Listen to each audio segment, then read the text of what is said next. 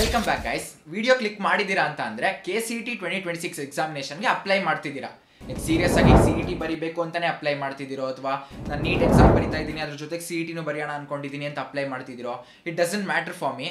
ಈ ವಿಡಿಯೋದಲ್ಲಿ ನೀವು CETಗೆ ಇವಾಗ್ಲಿಂದನೇ ಏನಕ್ಕೆ ಪ್ರಿಪೇರ್ ಆಗಬೇಕು ಅನ್ನೋದ್ರ ಬಗ್ಗೆ ನಾನು 3 ವ್ಯಾಲಿಡ್ ರೀಸನ್ಸ್ ಕೊಡ್ತೀನಿ, ಆಯ್ತಾ? ಸೊ ಆ ರೀಸನ್ಸ್ ಕೊಟ್ಟ ಮೇಲೆ ನಿಮ್ಮ ಹತ್ರ ಏನಾದರೂ ಏನಕ್ಕೆ ಪ್ರಿಪೇರ್ ಆಗಬಾರ್ದು ಇವಾಗಿಂದಾನೆ, ನಾನು ಬೋರ್ಡ್ ಎಕ್ಸಾಮ್ ಆದ್ಮೇಲೂ ಪ್ರಿಪೇರ್ ಆಗ್ಬೋದು ಅನ್ನೋಕ್ಕೆ ನಿಮ್ಮ ಹತ್ರ ಏನಾದರೂ ಎಕ್ಸ್ಕ್ಯೂಸಸ್ ಇದ್ರೆ ನನಗೆ ಕಮೆಂಟ್ ಸೆಕ್ಷನ್ ತಿಳಿಸ್ಕೊಡ್ಬೇಕು. ಡೀಲ್? ಈ ಡೀಲ್ ಜೊತೆ ಪ್ರೊಸೀಡ್ ಆಗೋಣ. ಇವ್ನು ಯಾರು ನಮ್ಮ ಹತ್ರ CETಗೆ ಓದಕ್ಕೆ ಹೇಳಕ್ ಬರ್ತೀಯಾನೆ ಅಂತ ನೀವು ಅನ್ಕೊಳ್ಳೋದಾದ್ರೆ, ನನ್ನ ಹೆಸರು ದರ್ಶನ್ ಗೌಡ ಅಂತ. KCET 2022 ಅಲ್ಲಿ ಅರೌಂಡ್ 2200 ರ್ಯಾಂಕ್ ತಗೊಂತೀನಿ. ಅದಾದ ತಕ್ಷಣ SJCE ಮೈಸೂರಲ್ಲಿ ಏಡೆಡ್ ಸೀಟ್ ಸಿಗುತ್ತೆ. ಅಂದರೆ ಏಡೆಡ್ ಸೀಟ್ ಅಂದರೆ ಕಮ್ಮಿ ಫೀಸ್ ಸದ್ಯಕ್ಕೆ. ಆ ಸೀಟ್ ಮೂಲಕ ಇಂಜಿನಿಯರಿಂಗ್ ಜಾಯ್ನ್ ಆಗ್ತೀನಿ. Currently I am in my final year and third ಇಯರಲ್ಲೇ ಒಂದು ಟಾಪ್ ಕಂಪ್ನಿಲಿ ಇಂಟರ್ನ್ಶಿಪ್ ಮಾಡಿಕೊಂಡು I am currently placed at the same company right now. So ಇದು ಅರ್ಥ ಆಗಲಿಲ್ಲ ಅಂದರೂ ಪರವಾಗಿಲ್ಲ, ಇಂಜಿನಿಯರಿಂಗ್ ಬಂದಮೇಲೆ ಅರ್ಥ ಆಗುತ್ತೆ. ಸೊ ನನ್ನ ಎಕ್ಸ್ಪೀರಿಯನ್ಸಿಂದ ಈ ಯೂಟ್ಯೂಬ್ ಚಾನಲ್ ಮೂಲಕ for the last 3 to 4 years I been guiding KCET students. Okay, ನನ್ನ ಇಂಟ್ರೊಡಕ್ಷನ್ ಆಯಿತು, ಡೈರೆಕ್ಟ್ ಪಾಯಿಂಟಿಗೆ ಬರೋಣ. So first and the foremost reason ಬಂದು ಕಾಂಪಿಟೇಷನ್, ಆಯಿತಾ? So around 3 lakh people appear ಮಾಡ್ತಾರೆ minimum is what I am telling you. 3 lakh people apply ಮಾಡ್ತಾರೆ ಅಂತ ಅಂದಾಗ the competition will be really huge. And CETಗೆ ಅಂದ ತಕ್ಷಣ ನಿಮಗೆ ಬರೀ ನಾನು CET ಬರೀತೀನಿ ಅನ್ನೋರು ಮಾತ್ರ ಬರಲ್ಲ. ನೀಟ್ ಎಕ್ಸಾಮ್ ಬರೆಯೋರು, JEE ಬರೆಯೋರು ಎಲ್ಲರೂ ಓಕೆ ಇದೊಂದು ಎಕ್ಸಾಮ್ ಇದೆ ನಾನು ಅಪ್ಲೈ ಮಾಡೋಣ ಅಂತ ಹೇಳಿ ಅಪ್ಲೈ ಮಾಡುವಂಥ ಎಕ್ಸಾಮ್ ಇದಾಗಿರುತ್ತೆ. ಆ್ಯಂಡ್ ಅದೊಂದು ರೀಸನ್ನಿಂದ competition will be really high. And serious ಆಗಿ ಪ್ರಿಪೇರ್ ಆಗ್ತೀನಿ ಅನ್ನೋರಿಗೆ ನನ್ನ ಕಡೆಯಿಂದ ಒಂದು ಸಜೆಷನ್ ಇದೆ. ಟೆಸ್ಟ್ ಮೈ ಸ್ಕಿಲ್ಸ್ ಅನ್ನೋ ಒಂದು AI ಬೇಸ್ಡ್ ಪ್ಲಾಟ್ಫಾರ್ಮ್ ಇದೆ, ಚೆಕ್ಔಟ್ ಮಾಡಿ ಒಂದ್ಸಲ. ನಾನು ಪ್ರೀವಿಯಸ್ ವೀಡಿಯೋಸಲ್ಲೂ ಇದ್ರ ಬಗ್ಗೆ ಮಾತಾಡಿದ್ದೆ. ಚಾಪ್ಟರ್ ವೈಸ್ ಟೆಸ್ಟ್ನ AI ಜನರೇಟ್ ಮಾಡಿಕೊಡುತ್ತೆ. ಆ್ಯಂಡ್ ಟೆಸ್ಟ್ ಅಷ್ಟೇ ಜನರೇಟ್ ಮಾಡೋದಲ್ಲ, ನಿಮಗೆ ಪ್ರತಿಯೊಂದು ಕ್ವಶನ್ಗೂ ಡೀಟೇಲ್ಡ್ ಆನ್ಸರ್ ಜೊತೆಗೆ ನಿಮ್ಮ ಪರ್ಫಾರ್ಮೆನ್ಸ್ ರಿವ್ಯೂನ ಕಸ್ಟಮೈಸ್ಡ್ ಆಗಿ ನಿಮಗೆ ರಿಪೋರ್ಟ್ ಥರ ಕೊಟ್ಬಿಡುತ್ತೆ. ಅದರಿಂದ ನೀವು ಯಾವ ಚಾಪ್ಟ್ರಲ್ಲಿ ಎಷ್ಟು ತೆಗಿತಾ ಇದ್ದೀರಾ, ಯಾವ ಚಾಪ್ಟ್ರಲ್ಲಿ ನೀವು ಸ್ವಲ್ಪ ಸ್ಟ್ರೆಂತ್ ಇದೆ, ಇದೆಲ್ಲ ನಿಮಗೆ ಗೊತ್ತಾಗ್ಬಿಡುತ್ತೆ. ಅಲ್ಲಿ ಇಲ್ಲಿ ಟೆಕ್ಸ್ಟ್ ಬುಕ್ಕಲ್ಲಿ ಅಥವಾ ಗೂಗಲಲ್ಲಿ ನೀವು PYQsನ ನೋಡ್ಕೊಂಡು ಸಾಲ್ವ್ ಮಾಡೋದು ಸ್ವಲ್ಪ ಕಷ್ಟ ಆಗುತ್ತೆ ಅಥವಾ ಟೈಮ್ ಕನ್ಸ್ಯೂಮಿಂಗ್ ಅಂತ ನಿಮ್ಗೆ ಅನ್ಸಿದ್ರೆ test my skills is the right place to go. ಈಗ ಸೀರಿಯಸ್ ಆಗಿ ಪ್ರಿಪೇರ್ ಆಗ್ತೀನಿ ಅನ್ನೋರಿಗೆ this is currently the best platform ಅಂತೀನಿ. ಯಾಕಂದರೆ ನಾನು ಪರ್ಸ್ನಲಿ ಈ ಪ್ಲಾಟ್ಫಾರ್ಮ್ನ ಯೂಸ್ ಮಾಡಿದ್ದೀನಿ ಆ್ಯಂಡ್ ಅದಕ್ಕೆ ಹೇಳ್ತಾ ಇದ್ದೀನಿ, all the mock test are all the chapter wise test are extremely relevant. You will just immediately understand where your weaknesses are. And PYQs basis ಮೇಲೆ mock test ಕೂಡ ಅವೈಲೇಬಲ್ ಇದೆ ಈ ಪ್ಲಾಟ್ಫಾರ್ಮಲ್ಲಿ. ಒಂದ್ಸಲ ಚೆಕ್ಔಟ್ ಮಾಡಿ, ನಿಮಗೆ ಗೊತ್ತಾಗ್ಬಿಡುತ್ತೆ. ಲಿಂಕ್ ನಾನು ಡಿಸ್ಕ್ರಿಪ್ಷನಲ್ಲಿ ಕೊಟ್ಟಿರ್ತೀನಿ, ಚೆಕ್ಔಟ್ ಮಾಡಿ. ಏನಾದರೂ ಡೌಟ್ಸ್ ಇತ್ತು ಅಂದರೆ ಒನ್ಸ್ ಅಗೇನ್ ಕಮೆಂಟ್ ಸೆಕ್ಷನಲ್ಲಿ ಹಾಕಿ. ಹೇಳ್ತಾ ಇದ್ದೀನಿ, ನೀವು ನೀಟ್ ಆಸ್ಪಿರೆಂಟ್ಸ್ ಇರ್ತಾರೆ ಅವರೆಲ್ಲ ಹೊರಟೋಗ್ತಾರೆ, JEE ಅವ್ರು ಇರ್ತಾರೆ ಅವ್ರು ಹೊರಟೋಗ್ತಾರೆ, ಇದೆಲ್ಲ ನೀವು ಅನ್ಕೊಳ್ಳೋ ಹಾಗೆ ಇಲ್ಲ. ಟಾಪ್ ಕಾಲೇಜಸಲ್ಲಿ ಸೀಟ್ ಸಿಗಬೇಕು ಅಂದರೆ ಟಾಪ್ ರ್ಯಾಂಕ್ ತಗೋಬೇಕು, ಅದೇ ನನ್ನ ನೆಕ್ಸ್ಟ್ ಪಾಯಿಂಟ್ ಆಗಿರುತ್ತೆ, ಅದ್ರ ಬಗ್ಗೆ ಮಾತಾಡ್ತೀನಿ. ಬಟ್ ಅದಕ್ಕಿಂತ ಮುಂಚೆ ಈ ಕಾಂಪಿಟೇಷನ್ ನೀವು ಟ್ಯಾಕಲ್ ಮಾಡಬೇಕು ಅಂದರೆ ಐದರ್ ನೀವು ಇಲ್ಲಿವರೆಗೂ ಒಳ್ಳೆ ಪೊಸಿಷನಲ್ಲಿ ಇರಬೇಕು, ಅಂದರೆ in terms of your academics ಅಥವಾ in terms of your knowledge which you gained over the entire syllabus. 11th ಮತ್ತು 12th ಸಿಲೆಬಸ್ ಮೇಲೆ ನಿಮ್ಗೆ ಇವಾಗಲೇ ಒಂದು ಒಳ್ಳೆ ಗ್ರಿಪ್ ಇರಬೇಕು. 12th ಸಿಲೆಬಸ್ ಮೇಲೇನೋ ಇರುತ್ತೆ, ಬಟ್ 11th ಮೇಲೆ I am not sure. So ಇದಂತೂ ಆಗಲ್ಲ. ಇದಿಲ್ಲ ಅಂತ ಅಂದಮೇಲೆ ನೀವು ಒಂದಷ್ಟು ಜನದ ಮಧ್ಯೆ ನೀವು ಸ್ಟ್ಯಾಂಡ್ ಔಟ್ ಆಗಬೇಕು ಅಂತ ಅಂದರೆ ಇವಾಗಿಂದನೇ ಪ್ರಿಪೇರ್ ಆಗಬೇಕಲ್ವಾ? ಇದನ್ನ ಸೀಕ್ರೆಟ್ ಟಿಪ್ ಆಗೇ ತಗೊಳ್ಳಿ. 90% of the students board exam ಮುಗಿಯೋವರೆಗೂ CET ಬಗ್ಗೆ ಯೋಚನೆ ಸುಧಾ ಮಾಡಲ್ಲ. ಅಂಥದ್ರಲ್ಲಿ 10% ಅಲ್ಲಿ ನೀವೇನಾದರೂ CETಗೆ ಇವಾಗಿಂದನೇ ಎಫರ್ಟ್ ಹಾಕಿದ್ರಿ ಅನ್ಕೊಳ್ಳಿ, just imagine how nicely you would be standing out of this competition ಅಂತ. ಮೇಕ್ ಸೆನ್ಸ್ ಅಲ್ವಾ? So this takes me to the second point. ಆದಷ್ಟು ಬೇಗ ವಿಡಿಯೋ ಮುಗಿಸೋಣ. ಸೆಕೆಂಡ್ ಪಾಯಿಂಟ್ ಏನಂದರೆ, CET ಬರೀತಿದ್ದೀರಾ ಅಂತ ಅಂದಮೇಲೆ 2 ಲಕ್ಷ ಜನ ಬರೀತಿದ್ರೆ 2 ಲಕ್ಷ ಜನಕ್ಕೂ ಇಂಜಿನಿಯರಿಂಗ್ ಕಾಲೇಜಲ್ಲಿ ಯಾವುದೋ ಒಂದು ಕಾಲೇಜಲ್ಲಿ ಸೀಟ್ ಅಂತೂ ಸಿಗುತ್ತೆ ನಿಜ. ಯಾಕಂದರೆ ಕಟ್ ಆಫ್ ನೋಡಿರ್ತೀರಾ, 1,80,000 ರ್ಯಾಂಕ್ ಬಂದಿದ್ರು ಅವ್ರಿಗೆ ಯಾವುದೋ ಒಂದು ಸೀಟ್ ಅಲಾಟ್ ಆಗಿರುತ್ತೆ. ಬಟ್ ಇಲ್ಲಿ ಕ್ಯಾಚ್ ಏನಂದರೆ, ಕಾಲೇಜ್ ಏನೋ ಎಲ್ರಿಗೂ ಸಿಗುತ್ತೆ, ಬಟ್ ಏನಕ್ಕೆ ಜನ ಎಲ್ಲ ಟಾಪ್ ಕಾಲೇಜಸ್ಗೆ ಸೇರ್ಕೋಬೇಕು ಅಂತಾರೆ? ಇದನ್ನ ಯಾವತ್ತಾದ್ರೂ ಯೋಚನೆ ಮಾಡಿದ್ದೀರಾ?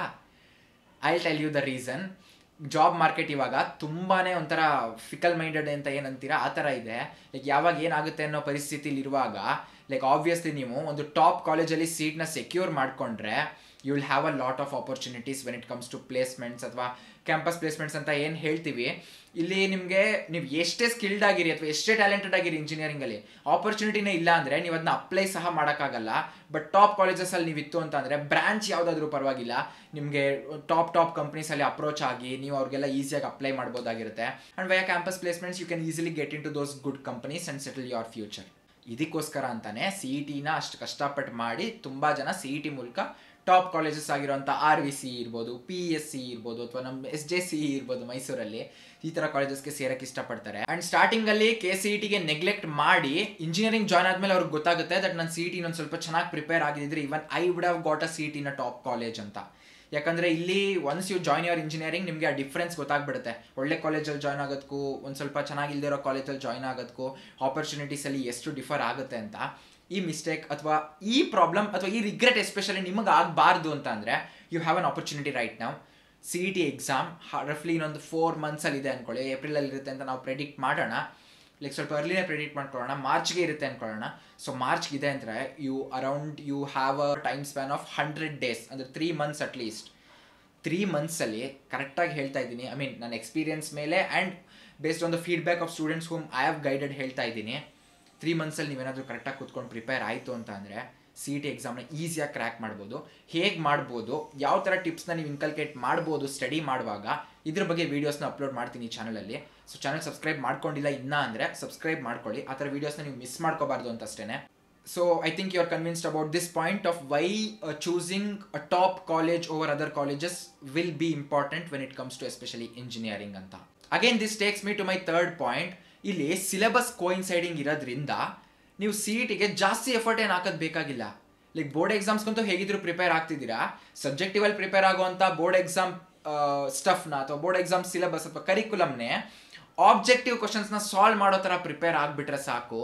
You will have both in your hands. ಅಂದರೆ ಬೋರ್ಡ್ ಎಕ್ಸಾಮ್ಗೂ ಚೆನ್ನಾಗಿ ಪ್ರಿಪೇರ್ ಆಗ್ತಿರ್ತೀರಾ, CETಗೂ ಪ್ರಿಪೇರ್ ಆಗ್ತಿರ್ತೀರಾ. ಆ್ಯಂಡ್ ಇಲ್ಲಿ ಇನ್ನೊಂದು ಅಡ್ವಾಂಟೇಜ್ ಇದೆ, ಏನಂತ ಹೇಳ್ತೀನಿ. This is like kind of an unfair advantage for people who start KCET preparation very early. CETಗೆ ಪ್ರಿಪೇರ್ ಆಗ್ತಿದ್ದಾರೆ ಅಂತ ಅಂದರೆ ಸಿಲೆಬಸ್ ಮೇಲೆ ತುಂಬ ಒಳ್ಳೆ ಗ್ರಿಪ್ ಇಟ್ಕೊಂಡಿರ್ತಾರೆ. ಆಬ್ಜೆಕ್ಟಿವ್ ಕ್ವಶನ್ಸ್ನ ಆನ್ಸರ್ ಮಾಡಬೇಕು ಅಂದರೆ obviously you will have to look in to detail of every single concept. And CETಗೆ ಪ್ರಿಪೇರ್ ಆಗ್ತಿರೋದ್ರಿಂದ ಬೋರ್ಡ್ ಎಕ್ಸಾಮ್ಸ್ನ ಇನ್ನೂ ಚೆನ್ನಾಗಿ ಮಾಡ್ತೀರಾ. ಸೊ ಇಲ್ಲಿ ನೀವು CET ಪ್ರಿಪೇರ್ ಆಗ್ತಿರೋದ್ರಿಂದ CETನೂ ಚೆನ್ನಾಗಿ ಮಾಡ್ತಾ ಇದ್ದೀರಾ, ಬೋರ್ಡ್ ಎಕ್ಸಾಮು ಚೆನ್ನಾಗಿ ಮಾಡ್ತಾ ಇದ್ದೀರಾ, and at the same point of time you are like making sure that you are standing out of the crowd. ಇಷ್ಟೆಲ್ಲ ಬೆನಿಫಿಟ್ಸ್ ಇರಬೇಕಾದ್ರೆ, ಇಷ್ಟೆಲ್ಲ ಕಮ್ಮಿ ಎಫರ್ಟ್ ಇರಬೇಕಾದ್ರೆ ಏನಕ್ಕೆ, I mean what stopping you from preparing for KCET from now? So ಇಲ್ಲಿವರೆಗೂ ಆಗಿದ್ದಾಯಿತು.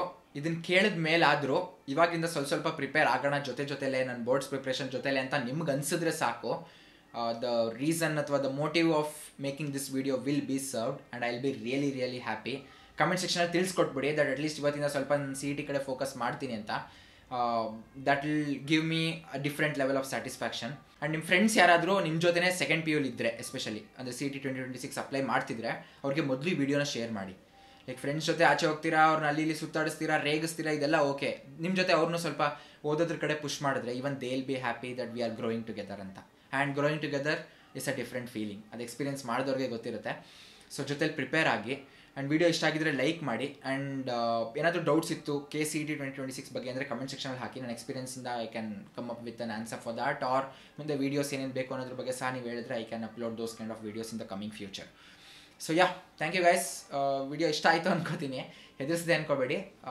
ಇಷ್ಟು ಹೆದರಿಸಲಿಲ್ಲ ಅಂದರೆ ನೀವು ಓದಲ್ಲ ಅಂತ ಗೊತ್ತು. ಅದೊಂದೇ ರೀಸನ್ ನಾನು ಅಷ್ಟು ಗಂಭೀರವಾಗಿ ಮಾತಾಡಿದೆ ಅಷ್ಟೇ.